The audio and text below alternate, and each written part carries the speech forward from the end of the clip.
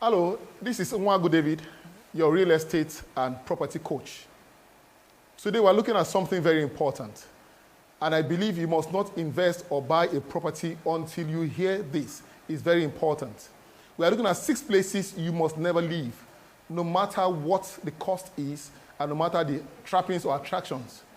Number 1, communities that doesn't seem to inspire. You must be careful in making selection of real estate when buying a property or renting a property.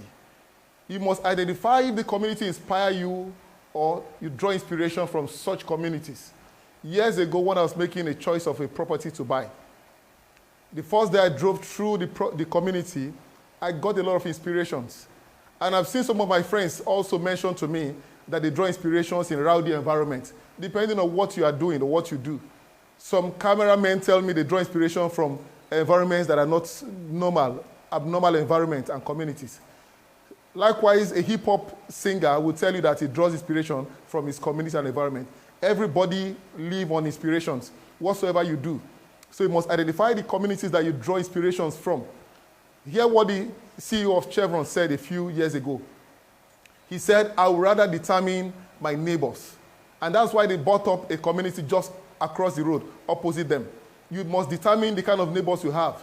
And I saw myself and my neighbors come together severally and determine the kind of people we want around us. We had to return money back to some people we felt will not be people that we should live around or live around us. So first and foremost, you must identify if you draw inspirations from your community or from your neighbors. Number 2, avoid irredeemable slums.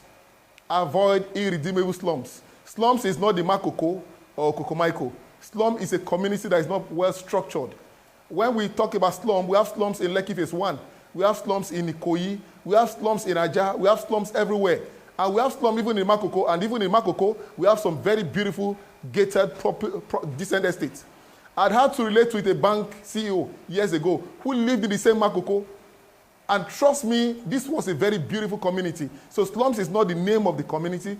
A slum is a community without structure and that is not well planned. You must avoid irredeemable slums.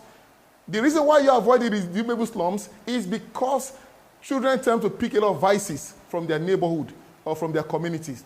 Ensure that where you are going to live or where you are going to train your children or your family are places with proper structures. The reasons are so you can identify when things are going wrong or know where things started going wrong.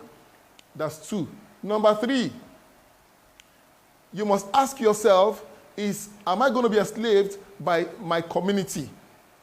Enslaving means where you are being charged abnormal costs, tenancy, security, and all kinds of costs where the estate introduced to you. Can you take it? I've seen where someone is paying over $500,000 for a property he rented for 2.5.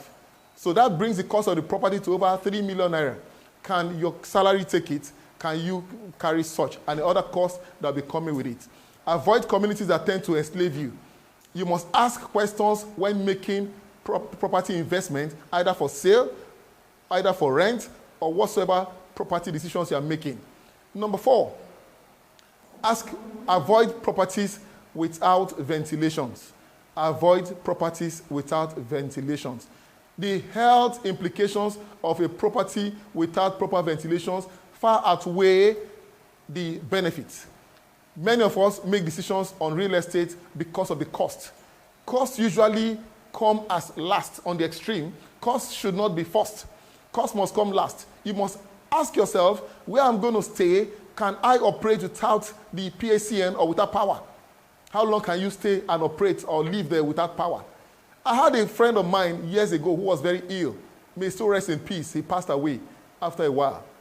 Part of the challenges he had was he stayed in a house without ventilation. No ventilation over the years. The health impact over the years, he couldn't carry it. And of course, when he passed away, I told the wife that he must move out of such environment. He must avoid environments or a property without ventilation. Number 5, avoid properties that is too far from a workplace. How do you equate or how do you put to terms a man that is staying somewhere like Aja and his workplace is in Abeokuta, over the years, the impact on his health will be so much. I've seen people work in Lagos and they live in Ibadan because of the cost of a 3-bed in Ibadan. From what they told me, it's 80,000.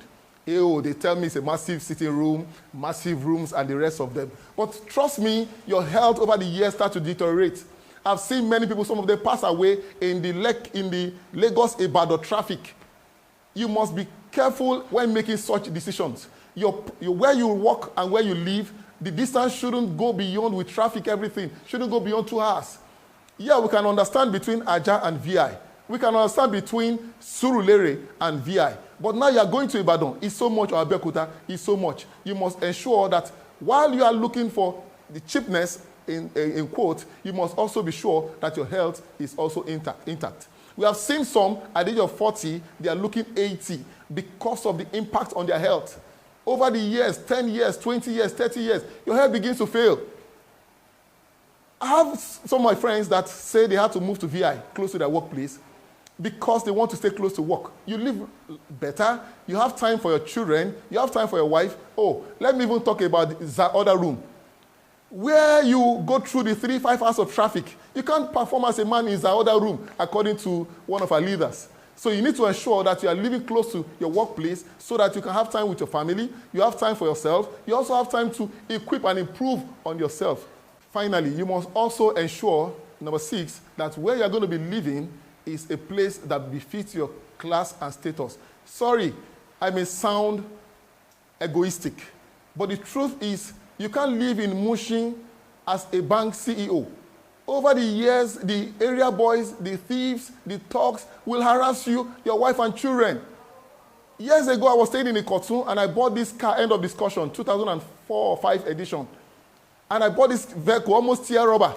And all the whole area boys knew my vehicle because the color was white and they knew I was staying. And they were almost coming to my house every day to harass me for money. A year after, I needed to move from Ikotun to Lekki. And of course, my EOD looked like one of the smallest vehicles then, 2007. Nobody was looking the way of my EOD. But somewhere in Ikotun, it was, oh, this is a big man. Hey, Baba Lowo and what have you. You know the balance out there in the streets. But moving to the other place, it was like, oh, the cheapest vehicle you saw was a big truck. And that's what my neighbors were all using then.